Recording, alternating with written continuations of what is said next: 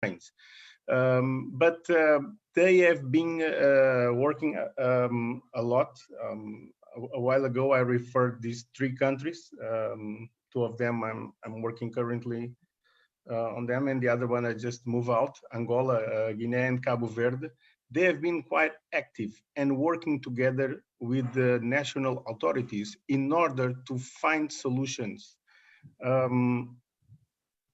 Let's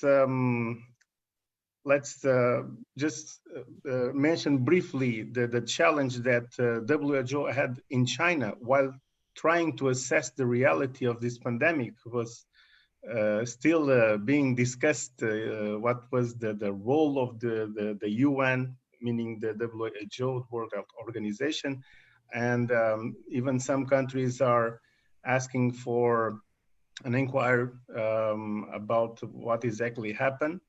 But one thing is for sure, the biggest challenge of WHO in the world is to have a good understanding with the national authorities, meaning the Ministry of Health, the Ministry of Foreign Affairs, the Prime Minister, and the implementing partners of their projects. In Angola, our colleagues, UN colleagues from WHO, have been in the, close coordination with the government. But unfortunately in Angola, the politicians representing the different ministries, they rotate very often.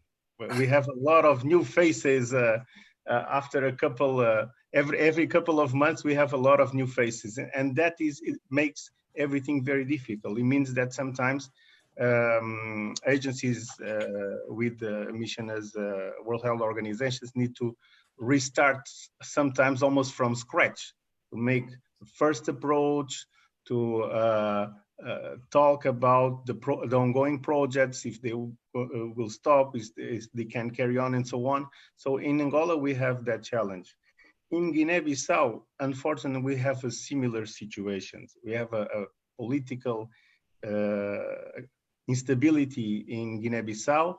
So just for an example, we were supposed to have a new government since 22nd of the current month, and we still don't have. And now the current president is saying that they should have a solution. They should find a solution until the 18th of June. So it's difficult for the UN, from the World Health Organization, to deal with new faces at the governmental level every few months. While talking about Cabo Verde, the situation changed for better. And Cabo Verde actually is one of the best examples we have in the African continent, and not only in this area, but in many different ones. So in Cabo Verde, it's easier to get information about what's going on, about the monitoring of the situation, about the joint projects of the World Health Organization and Ministry of Health. All these projects headed by the Prime Minister, supervised by the President, and things are working.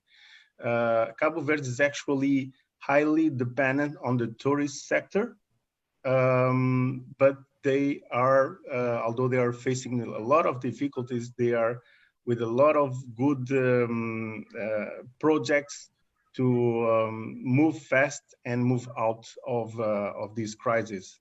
They will restart during the current months the flights between the archipelago. They have 10 islands in the archipelago. And next month, they will restart the international flights. So hopefully in the near future, they will be able to restart all this tourist activity, which for them is essential for their economy. Thank you. Does somebody have a comment before we continue? I see that someone you need to raise there's a blue hand. Yeah, you can I see that raise someone just wrote, compared to Latin America, how serious the COVID-19 crisis in Africa? And I think you have to know both Latin America and Africa to compare that. Paulo, please correct me if you disagree, but it seems to me that you cannot really say Latin America or Africa. You have different hotspots in each continent and places where there's very little. So for example, in Latin America, which I know better on the whole, Ecuador has had some really difficult moments. On the other hand, as has Brazil. On the other hand, lots of places in Central America have had almost none.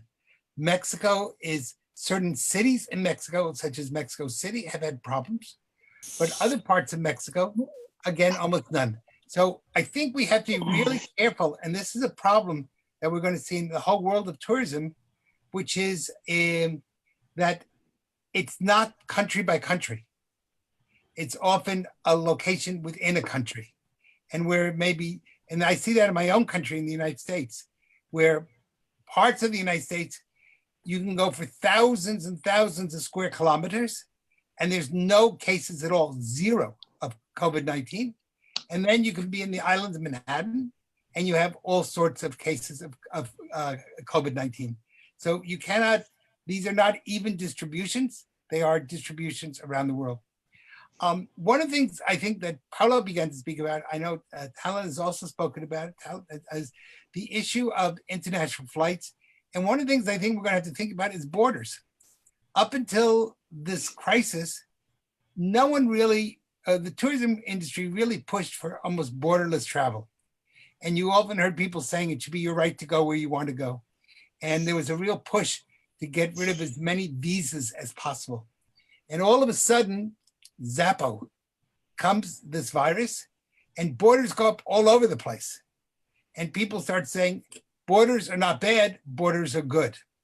Now, the issue is, can we maintain tourism in a world which has multiple borders, or if we return to, say, 1950 or 1960, where everybody's got to get a visa to go to every place, what will the impact on that be on tourism? So I wanted to throw that out as certainly a question that I think we need to discuss. Yeah, and I think, I'm sorry. Yes, Juergen, somebody want to raise their hand? Yes, yeah, I don't know if you see this, but Taleb has been raising his hand. Okay, Taleb, I'm sorry. I'm not. It's okay, Peter. It's okay, Peter. But you said part of what I wanted to say anyhow. Okay. Because I think what 13. Paulo said, yes, we are. What Paulo said is a little bit too modest. I think the problem is far much bigger than this. I'm beginning to feel that all international organizations, including the UN, is becoming a bit irrelevant in this crisis. Every government is acting on its own. I know you asked us not to be political about this, but I think the first 3 weeks, 2-3 weeks of this containment phase, where every government started to take action, trying to contain this thing, every government acted on its own. They even prevented people from going from one city to another. States in the United States were locked out. In Jordan here, for example, where I'm in, you can't go to Aqaba now from Amman. You can't go to the north from Amman. So each government is acting on its own now. I don't think that the international system is operating in the way that we'd like it to work. The EU, for example, has proven to be completely irrelevant in this crisis. Now, governments have been taking charge of things, but now governments are finding out that they cannot continue like this because they gain popularity. Actually, the more developed the country, the least efficient the government has become. It's a fact. Less developed countries have proven to be more efficient because there's a more central, strong government that is more of a dictator government. I may say so. But now the real challenge is how to get into the next stage. Everybody's trying to open up now. How do we open up? How do we do that without an international system? Is a big, big challenge. So I think the situation is much more serious than we think it is. I think the entire world order will have to be revisited again. It will be built from bottom up, not from top to down again. I'm sorry to say this, Paulo. I'm a UN officer myself, spent 15 years of my life in the United Nations. But I don't see the United Nations any active role, except for WHO, which is mandated for that. No other organization is saying we're able to do anything. The EU is the same. Arab League is the same. African Union is the same. All international organizations are in question now. Thank you. Yeah, I think we can even take that one step farther, Taleb, and that is more and more people are questioning the entire European Union, and if that is a relevant or irrelevant organization. And that's right. I get up every morning and I read papers from across Europe, and in Spanish and Portuguese and Italian, et cetera, and I'm constant in French, and I'm constantly seeing now. 5 years ago, no one would have written articles talking about the fact that the EU is irrelevant. Now I'm constantly seeing those types of articles. And the fact that they're being published and discussed tells me that it's something that is in the body politic. And eventually politicians have got to react to body politics. So right. The same thing is true. I just did I sent to some of you a series of speeches on a podcast by the Caribbean Tourism Authority. And again, once again, we're seeing the irrelevance of a major regional authority, because each region is kind of doing what it thinks it needs to do to protect its own people. So actually, each country is doing that. Yes, yes. Well, in the Caribbean, a region, a country, like almost the same thing. So, but each little country, you're right, and it's doing what it needs to do. And some of those countries are very small. Populations of a small city in Texas would be a whole country, and yet they are really living in fear that they can be overwhelmed. And this is assuming that we're getting better. But should we end up with a second wave, how will the world react to that? What will be the indications? What will that do to tour guides? What will that do to tourism, transportation providers, to restaurants, et cetera, et cetera? So those are things that we were caught unaware. And the tourism industry is now facing a reality that was really predicted as far back as the beginning of the 21st century. And people were speaking about a major pandemic.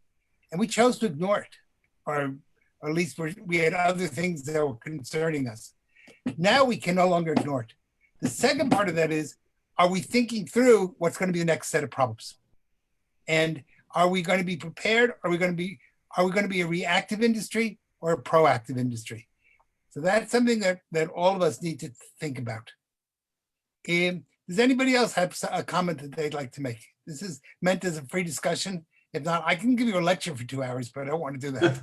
Yeah, and we have of course we have other guests. Maybe we should do it at the end, and give everyone the chance, so everyone then who needs to go home, or needs to go into the room next to you, wherever you are, we can continue this discussion. Would that be okay, Peter? Sure, not a problem. Okay, if this is the case, you mentioned already tour guides, and we have the perfect lady now with us. And I have to admit, I have so many so many problems with her name, so I probably pronounce it again wrong, even though I talked to Marisar Donato many times. She has helped a lady from Cameroon, Francois, and I know Taleb, you know Francois from Cameroon, through her very difficult times when she was stranded in Washington, D.C. She mobilized a whole army of tour guides who worked without pay, sharing food with her, organizing an apartment. And I think after I learned what tour guides are really doing, like her, she's really a true hero in the travel and tourism industry. Welcome, Marisar. And I think you have a guest from South Africa you brought in as well. Yes, so thank you for inviting me again, Juergen. I really appreciate it, the time that you have given us. And I would like also to thank Dr. Peter Tarlow, who was my former professor at George Washington University. And she survived me. I remember that, risk management. And Dr. Rifai, we met in Iran during the convention of the World Federation of Tourist Guides. I remember. I was going to say this. Thank you. I remember you very well. Yeah, thank you. So that was so memorable. But today we have brought the president of the World Federation of Tourist Guides Association. Her name is Alushka Ritchie. and she comes from Cape Town, South Africa. She is the president of WFTGA, consisting of association members in 90 countries, individual and affiliate members across the globe. She is an active tourist guide and member of the board of directors for the Cape Town Tourism Destination Marketing Company, an international cultural and creative industries. Our focus at WFTGA is to bring attention to the role of the tourist guide, to ensure the public, visitors, destinations understand that they add value. They share information, they tell stories of the destination, and add tremendous value to a city, village, attraction, site, or museum. So welcome, Alushka, and thank you for joining us in this forum. Thank you, Marika. And thank you, Juergen. Yeah, thank you. So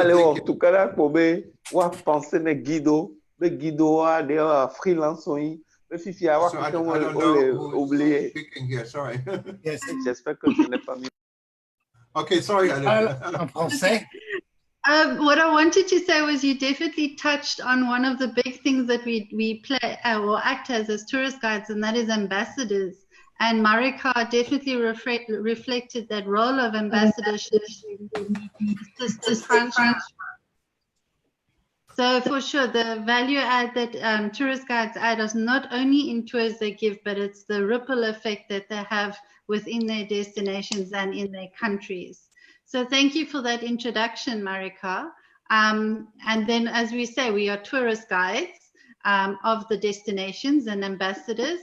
And yes, Dr. Tarlow, you touched on the fact that we are not only tourist guides now, but we are having to touch on our health when we do tour. It's health, safety, and then comes the tour. And as tourist guides, we're having to encompass all of that as we move forward in the COVID-19 crisis that we face. Yes, Alushka, I was a tourist guide, both here in Texas and also in Israel. And one of the things I learned about is your role is, one, you're never off duty. Of course. Two, you're not only an expert in whatever you're showing people, you're really a constant mother and father combined into one person.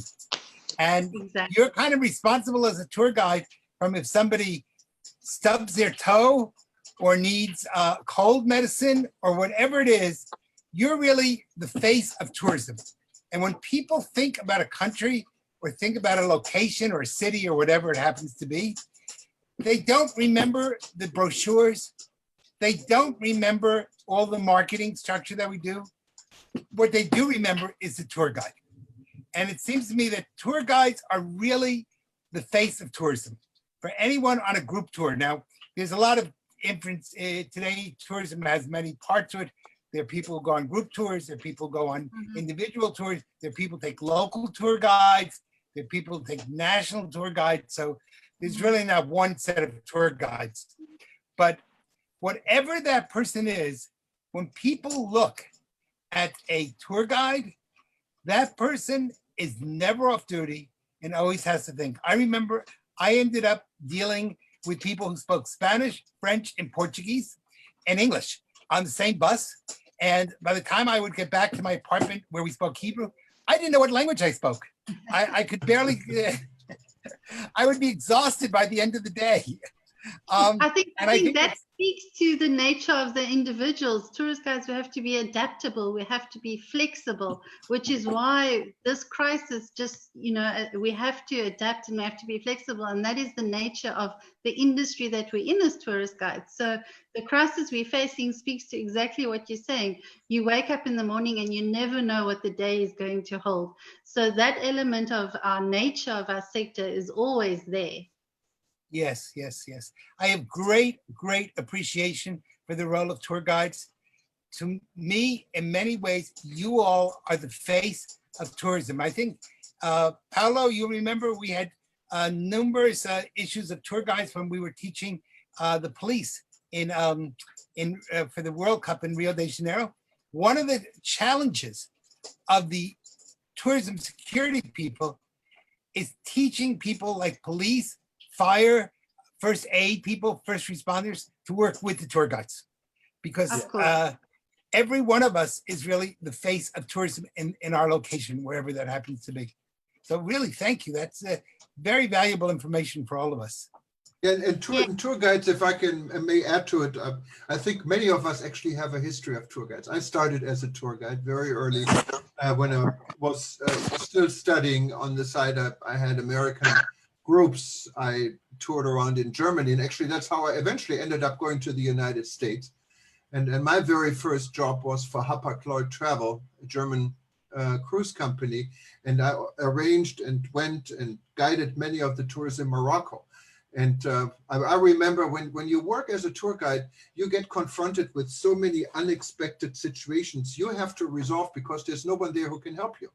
You're literally on your own. I remember the time when I was maybe 18, 19 years old and was stranded with a group of 40 upset German people because Lufthansa and Alitalia canceled all flights, and then there was fog when we went to Milan from Rome, and there was no way home. So you're literally the face of the company. You're the face of, you're making this thing go or not go. So I can only say my great respect to tour guides, and it's something what is so important, even in an automated world. I know many companies now want to replace also tour guides with apps and so forth. You cannot really do this. It's the human touch behind it.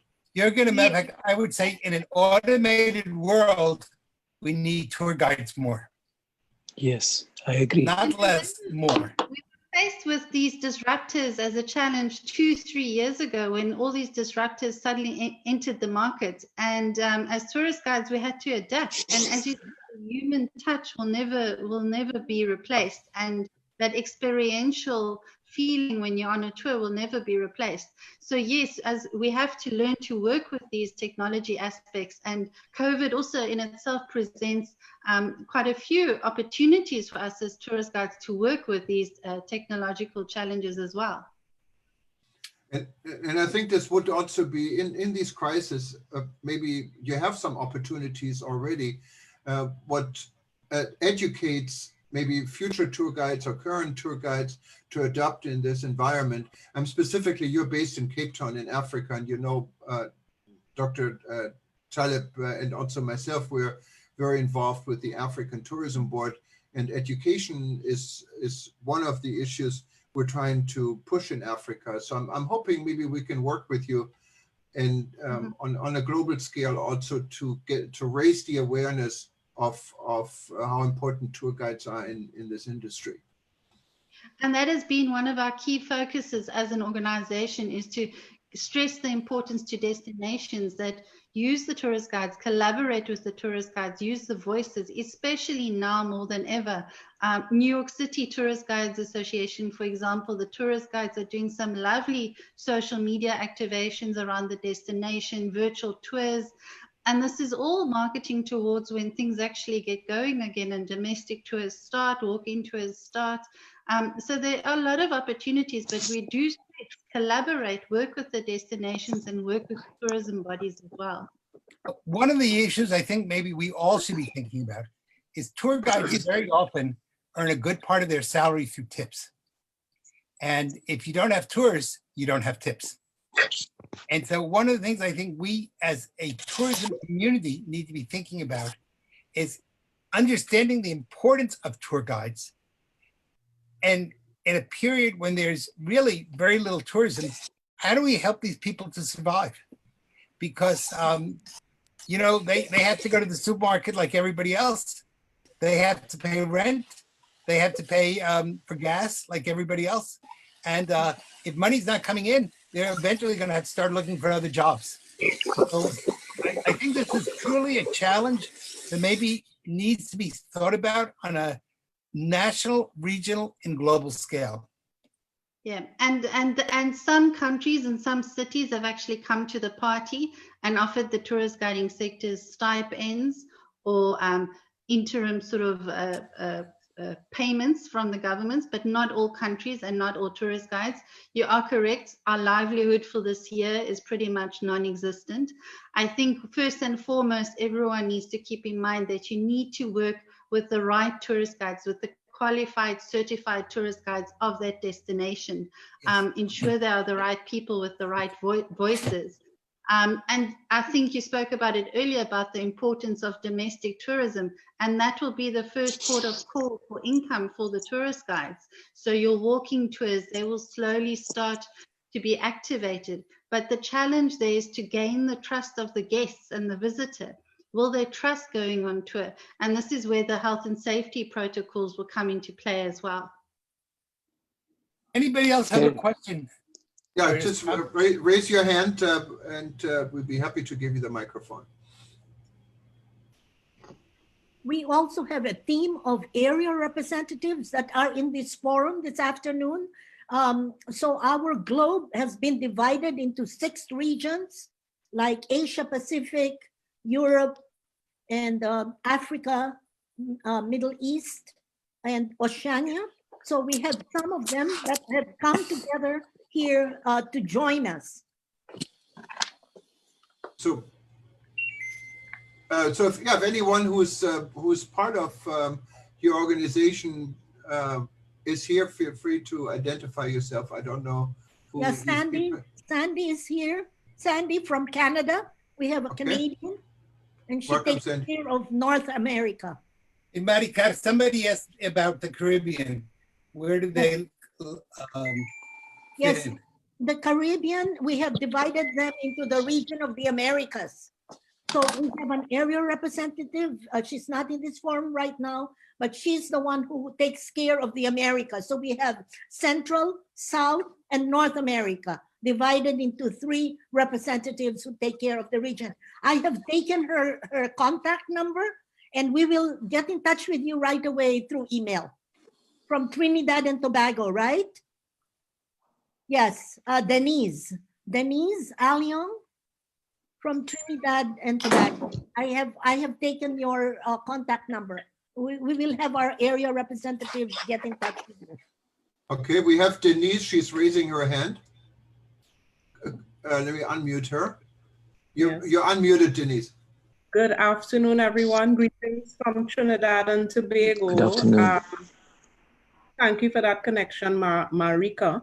I am a certified tour guide, as well as I own a small bed and breakfast in Port of Spain.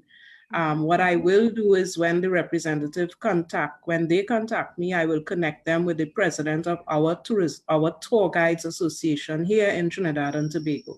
So thanks again, and we look forward to hosting most of you when you travel again. Sure. So Denise, I know Trinidad and Tobago well. I've worked with the police in Tobago numerous times, and I have worked with 3 or 4 of your police commissioners in Port of Spain.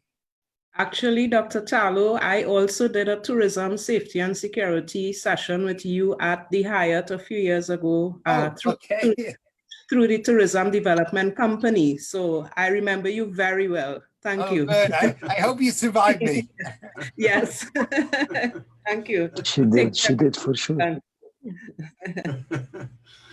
Okay, and are there any more questions, any more comments on anything? It doesn't have to be in regards to what we discussed. Also, are there anyone who wanted to be a guest and speak at a future event or something to contribute what we're doing? Any ideas? Now it's the time to speak. Juergen? May I speak? Yes, Banu, you're welcome. Let me unmute him, hang on. Yes, good evening, good afternoon, good night from Düsseldorf, Germany. Oh, Bob, okay, there you are. Okay, yes, now I know who this guy is. Okay, my hometown. It's my third Zoom touristic meeting this evening, and I fully agree with Taleb when he said that international organizations are losing power, and I fully agree with Peter about the problems with the EU. the whole situation has become a very national situation. And since the international organizations, as well as the EU, which is different from the United Nations, but still the power in all these organizations is held by the stakeholders, by the states paying for them. And even in Europe, the decisive border is the other countries, not the European Parliament. This is something which you must not forget. And even in Germany, we have now all the restrictions, or the ease of restrictions is down on a regional level. We don't even have a German strategy. And this is one of the biggest problems for me, talking about tourism, for individuals who want to do their own journey. We should not forget the individuals are not here to pay our salaries as middlemen in the organization. But wherever you want to travel, it's tremendously difficult, either organized or individual, to get to know what are the rules and regulations when I travel from A to B. And you have, for instance, in Switzerland, you don't have to wear the mask. In Germany, you have to wear the mask. So what do the Swiss? They don't travel to Germany because they don't want to wear the mask. I, as a German, would not travel to Switzerland because I'm not used to move in a country where they don't wear a mask, because I was told mask protects you and mask protects others. In Austria, for instance, it's keep social distance 1 meter. In Germany, it's 1.5 meters. So how the heck do you want to have tourism? And tourism is always between both countries. We will not be able to build up tourism just going from A to B. We must allow tourists from B to come to A as well, because it's always outgoing and incoming. And how can you work on tourism if you have different rules, different regulations? And if you talk about organized tourism, you are held liable suddenly if someone gets sick because he has different rules or changes the rules between the time of booking and the time of travel. So since there's no international understanding of mutual travel regulations, or the story about the airlines, middle seat free, middle seat not free. Many of the guys in my former Zoom meeting said I would not use an airline. We are told 1.5 meters in each direction, and you sit 3 hours, 4 hours, 5 hours in a closed room next elbow to elbow with your neighbors. So this is something, all these different methods, this locking up is much, much, much more difficult than the lockdown. And this will be a very big problem to encourage people to travel. Yes, Wolfgang, I can agree with you.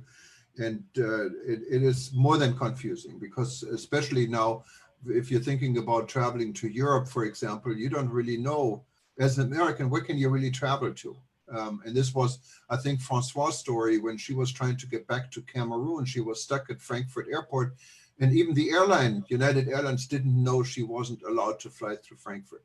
So it's a very, very confusing. I think there are really 3 issues here, and I think your point is really well taken. First issue is the public does not trust the scientific information that's being given, partly because every day it changes. It's kind of like the weather. 1.5 hours ago, it was very sunny in Texas. Right now it is pouring rain, and probably it sounds to me like there's a bunch of hail going on outside.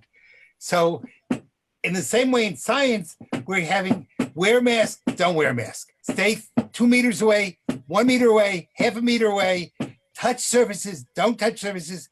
Yesterday, there was an article in the British press saying that the use of gloves is counterproductive. Take the plastic gloves off, just wash your hands. The next day I read an article saying, no, put the gloves back on. So one, you have a very confused public. It doesn't know what to believe. Secondly, that confusion has led to people losing confidence in government officials, international officials, and in health officials. Three, the issue of suing, of lawsuits. And the African Tourism Board, we first started talking about maybe a Corona safe zone. And then we realized you can't do that. And that's when we developed the concept of a Corona resilience zone. In other words, it wasn't that it was that there was a resilience that was going to allow us to come back no matter what. We would do everything possible, but we could not guarantee your safety and we could not guarantee your security because only God can do that. And we're only human beings. So right now we're having all sorts of problems. If you overpromise, and people who are marketing it better be careful about that. If you overpromise, there will be lawsuits all over the world with people saying, you told me this and I ended up with that. Now, it's one thing to say you're going to get a wonderful steak and the steak is so-so. You could live with that, but you can't live with coming home sick, especially if you are sick, you won't be allowed to come back even to your own country. You'll have to be into quarantine. So these are really very serious issues. And one of the things I really think the tourism industry has got to do is begin to think these issues through very carefully before we promote international tourism, or we may end up with international problems that are bigger than we ever expected. So really good point. Thank you. Yeah, no, thank you, Peter. We maybe after we hear from Christina, Leah, I'd like to go back to Taleb because when he came on in the beginning, I think he wanted to tell us something about the WTTC initiative we also announced this morning. I'm not sure, you got cut off, but maybe I got this wrong. But let's go to Christina Leal. She's raising her hand. Welcome. Yes, thank you very much. So my name is Christina and I'm a tourist guide based in Portugal, and I'm also the president of the National Association of Portuguese Tourist Guides and Tour Managers.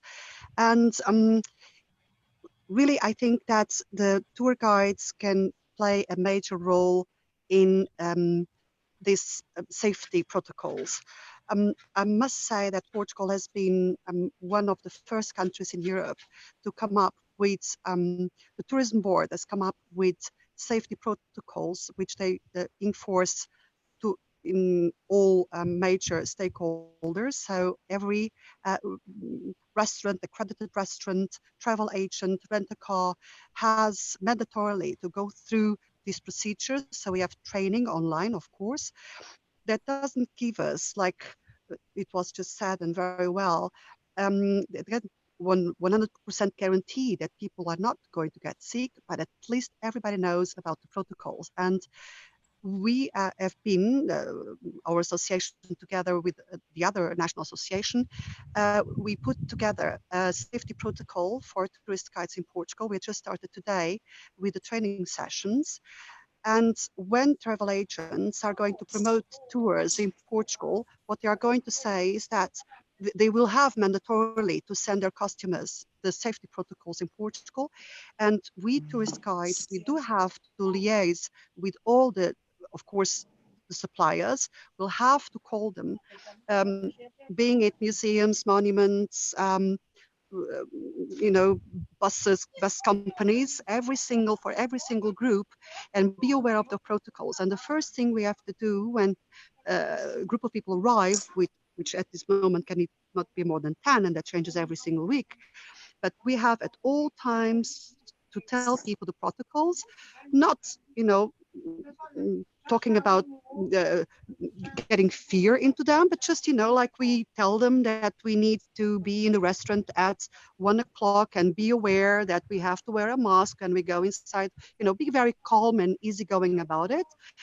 But we do believe that for organized tourism, the tourist guides can play a major role in these safety procedures and making people confident. Of course, it's not, like I said, a guarantee that they not get sick, but that they're confident they're being well taken care of.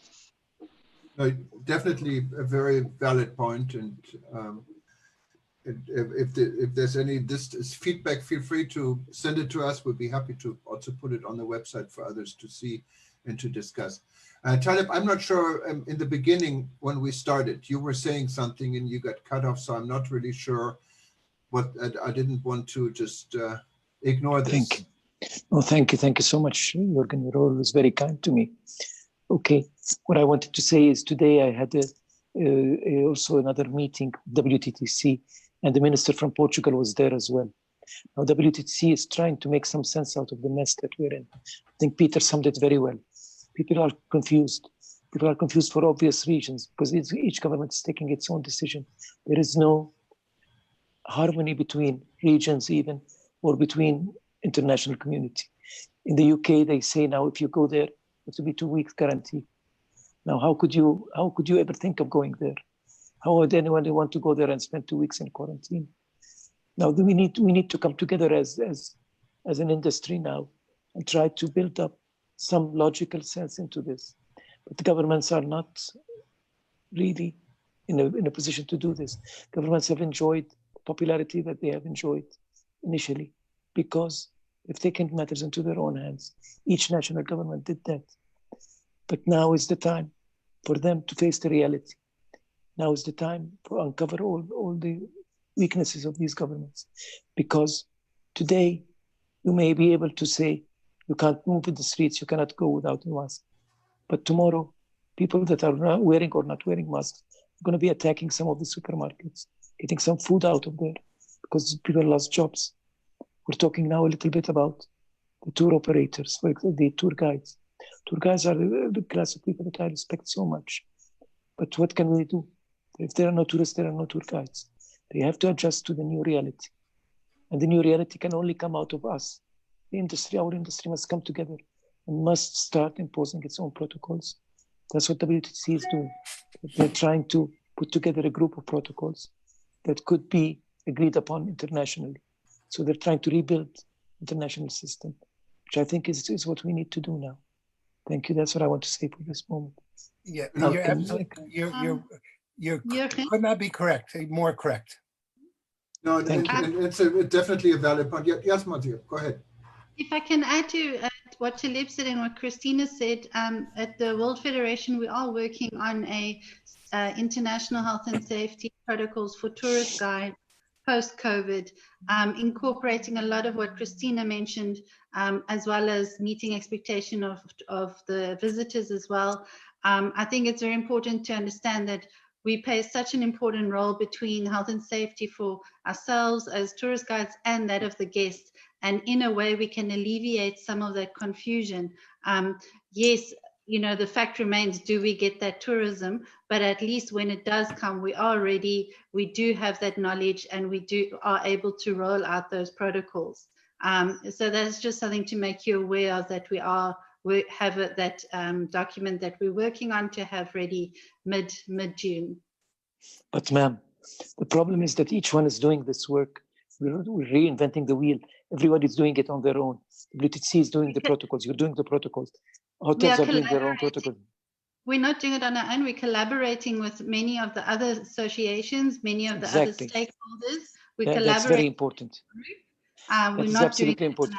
We cannot now do this alone. We have to embrace, open our arms, and be doing this together. Thank you. Exactly. Not only do we need to do it together, but we really need to be thinking on 3 levels. First of all, without the human touch, everything's going to fall apart. You're absolutely right. But we also need to supplement that with good levels of technology and interactive science that will allow tour guides to be able to work safely, productively, lovingly, and caringly. And that means some things can be done very simply. For example, rather than if we order in a restaurant, we may order on our cell phones. Or Las Vegas is now introducing today that instead of having a key, that your cell phone will have a number on it, and that number will open your room so that you'll have touchless workings. That's the technology part of it. The science and the health have got to go together so that we're working on international protocols. And then we give the tools to the tour guides so they can then show the human side. Together, that becomes very powerful. But if everybody goes off into their own direction, as Taleb has so brilliantly said, we're going to have a very difficult time interconnecting one with the other. Well, it'll be like 50 different languages all being spoken in the same room. No one will understand anything. Thank you so much, Peter. Absolutely. We had Banu Ahmed, I probably pronounced it wrong, raising your hand. Banu, where are you from? The microphone is yours. I'm going to unmute you here. Trying to unmute. Maybe you have to unmute on your end. There we go. Okay. Hello, everybody. Can you hear me? Yes. Where are you from? Yes, we can. Yes, I'm from Mauritius. Oh, I have welcome. a question. Yeah, thank you. Yes, it's good that you're all preparing the protocol. That's very good. But my question is, are the tourism operators ready and prepared enough to ensure the safety and security with respect to sanitary measures? And what are being done to ensure that those operators will eventually comply with those protocol, those sanitary measures? Whom did you want to answer that question? Was it to the Tour Guide Association? Yes, to the Tour Guide Association, and even someone before talk about Cape Verde, who is the country which would start international flights. That's Paulo, good again. Paulo. Yes. Can you help her answer that question? Okay. Paulo, do you want to go first? I'll go after you. Please carry on. Thank you. Okay, well, from our side, we're driving it from a non-government side. So as Taleb said earlier, we can't wait for governments to all agree and move forward. So from the tourist guide side, we're driving it from the private sector, from the association side. So some countries are ready, some are not ready. We cannot wait for all the countries. We need to move forward as a sector. Where we are able to collaborate, we can. Where governments have protocols in place already with legislation, we have to adhere to that first and foremost, but we have to move forward as a sector, which is why we're putting these protocols in place. We cannot wait for everyone. So the answer to your question from our side is yes and no. There's no way we can have a say in every single government out there and get the tourism bodies mobilized. But what we can do is collaborate with those who are willing to have a conversation with us and work together in making that happen. Paulo, did you want to add to it?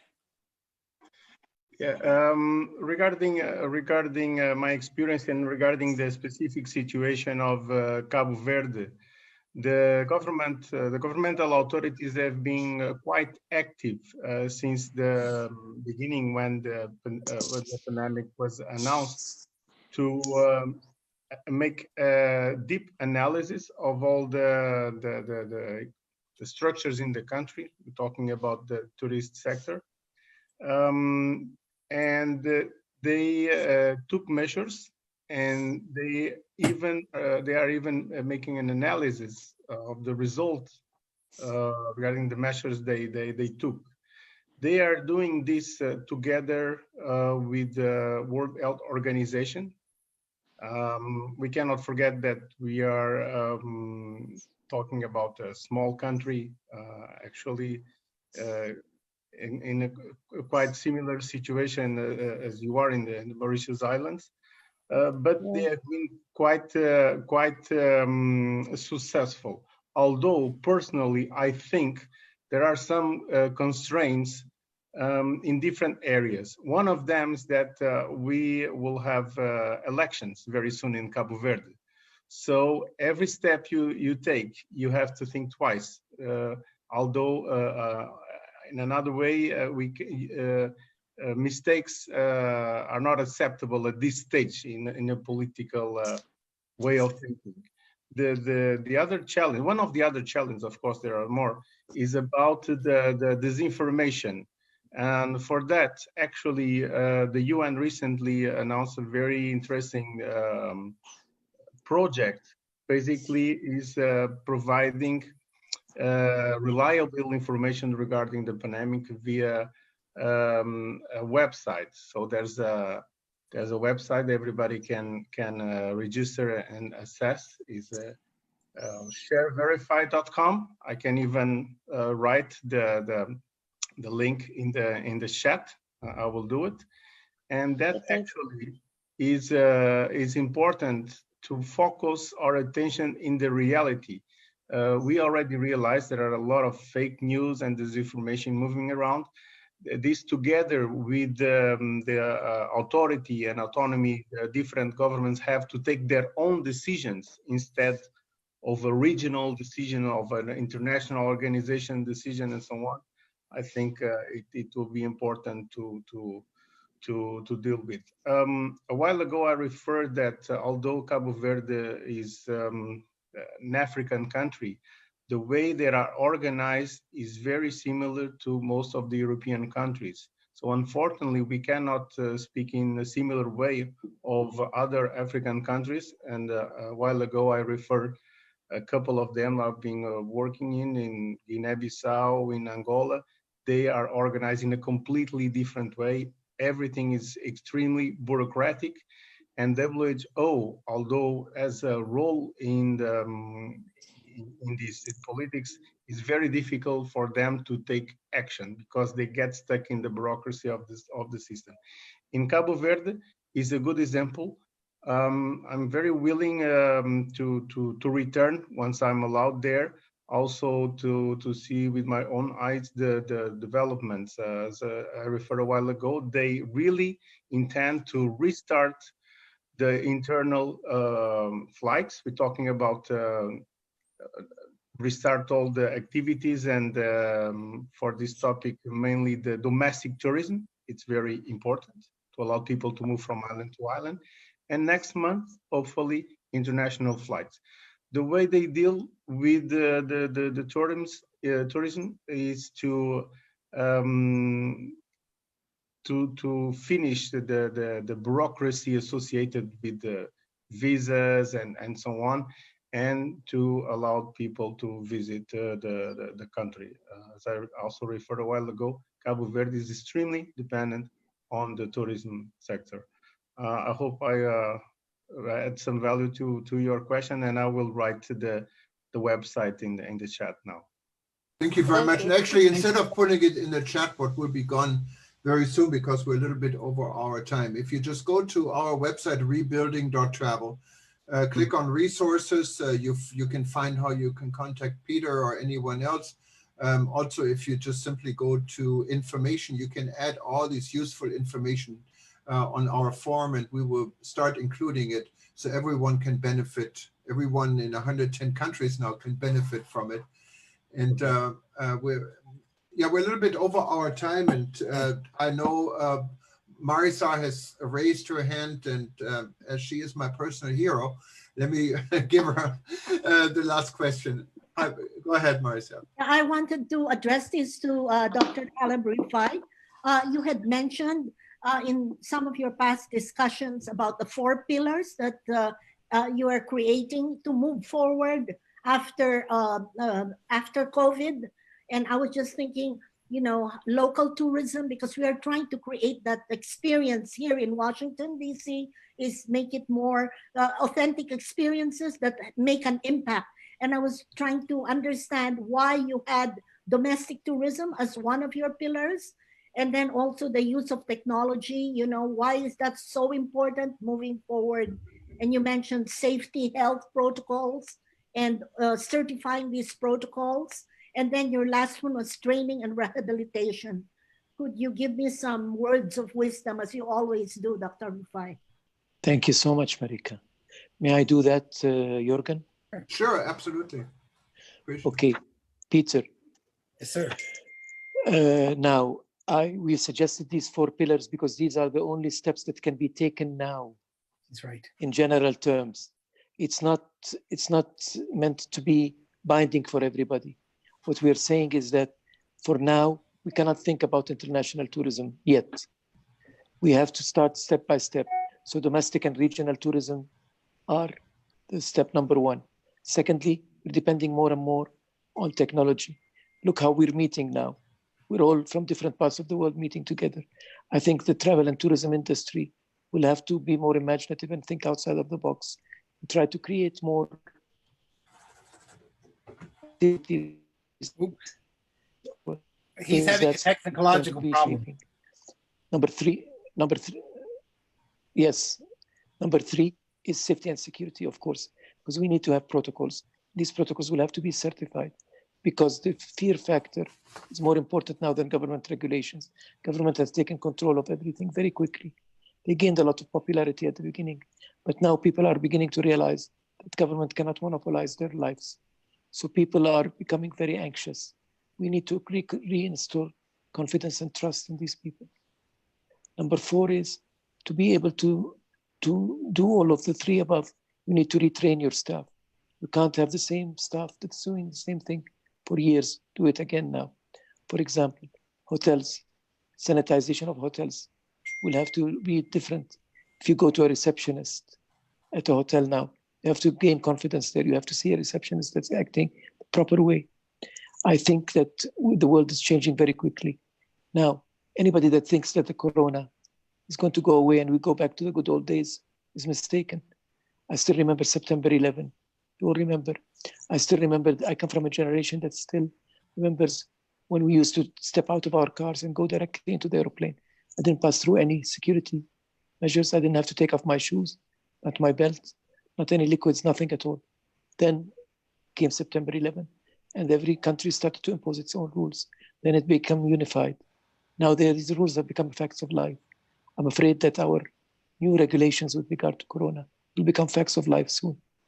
This is what I'm saying. Thank you so much. Thank you, Dr. Rifai. Thank you.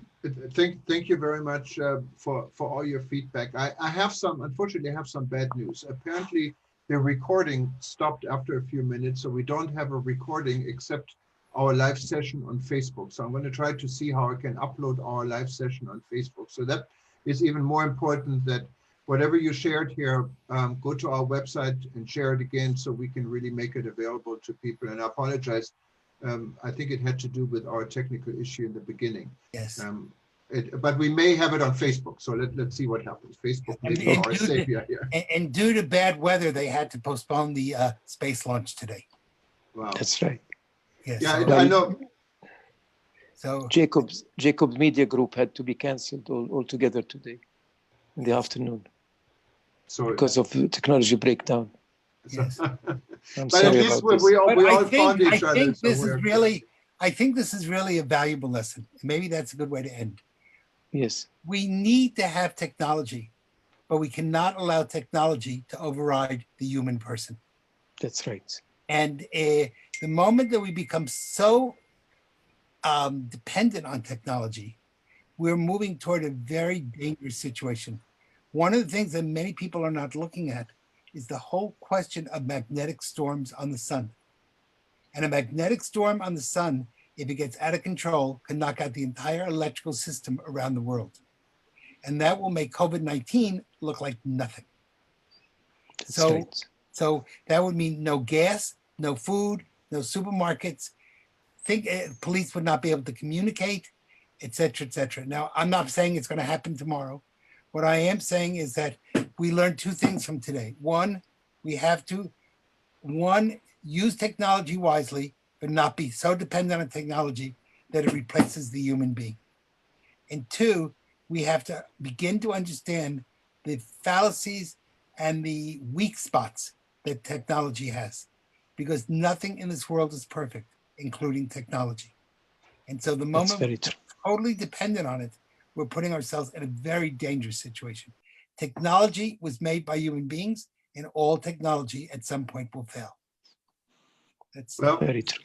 Just leave it at these notes. And I think this was an interesting session, and yes. I enjoyed it. And hopefully next week we're meeting again with a 12-hour time delay. So I know it opens up the floor to people more in Asia, where it's now in the middle of the night. And any feedback again is welcome.